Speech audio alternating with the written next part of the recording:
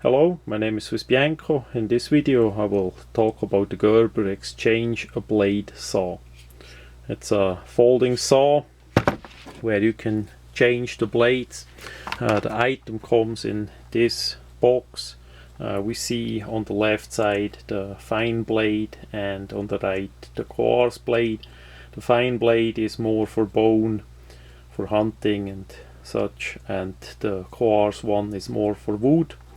We see in front also the exchange blade mechanism.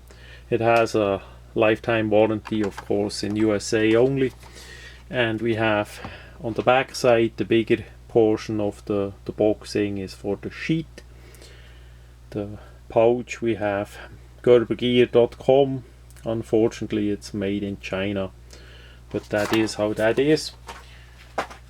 Then you can also get spare blades, saw blades. I got some more of the replacement blades, the coarse ones, because I gonna saw mainly wood and not bone. That's how that gonna look. The blade here is of course taken out. On the back side we see also some information about the size there, the blade length and the weight. Really good that they did do it in the metric system as well, so that people all over the world can get it, how the size is and all that.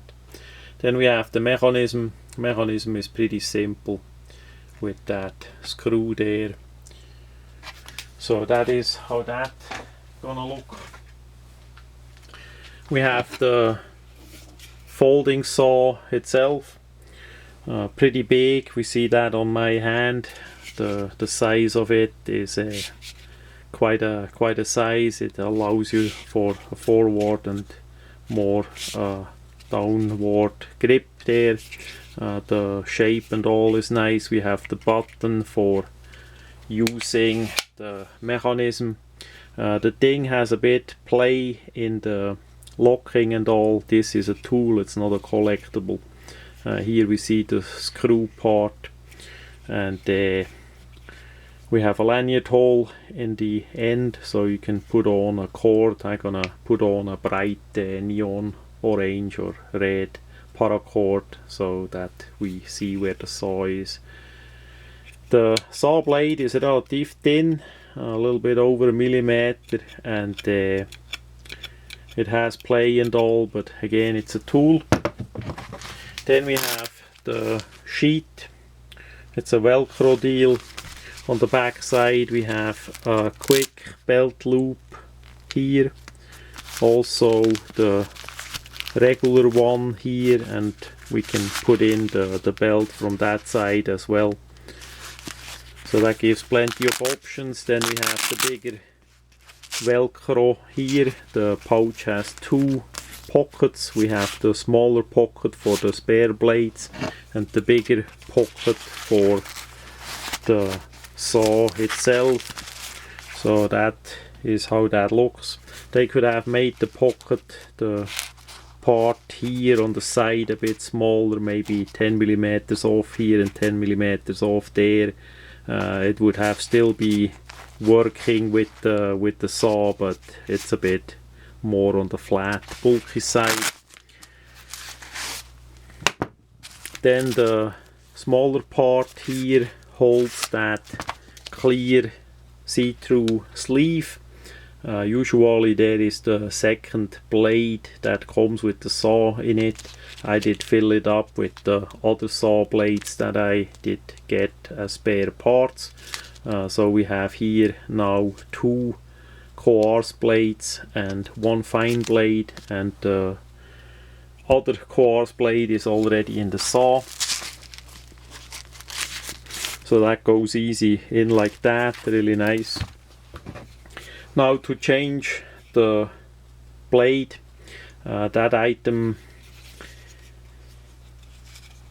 is basically done by unscrew that screw here, and that is a bit the weak part on the whole system. The screw is easily lost, so I put on a rubber o-ring that the thing gonna stay in a bit more there. if you lose the screw, then you really have a trouble. As we see inside, there is the locking part. To remove the blade, you need to press the button in so that that locking part there, and we see all the play it has on all sides, that the blade gets free. I need to reach around the camera a bit to wiggle that out. So that's how that gonna look there. So you can change that out. On this model, the slot gonna compress here, so you need to wiggle that off a bit to get the saw blade back in. And then you simply gonna adjust the hole in the middle that it is in the correct position, and then you screw it back in.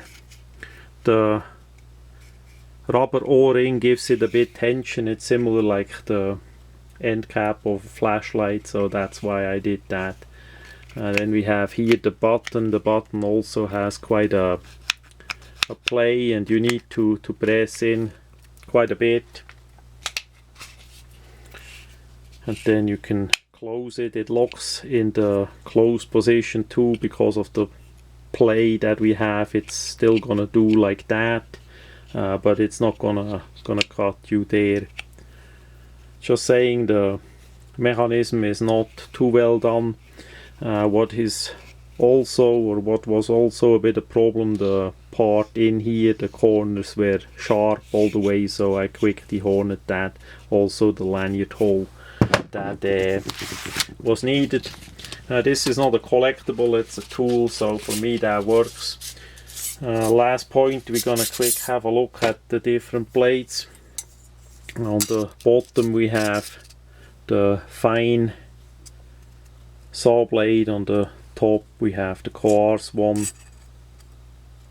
It's the same blade, they just cut the saw tooths a bit different in it.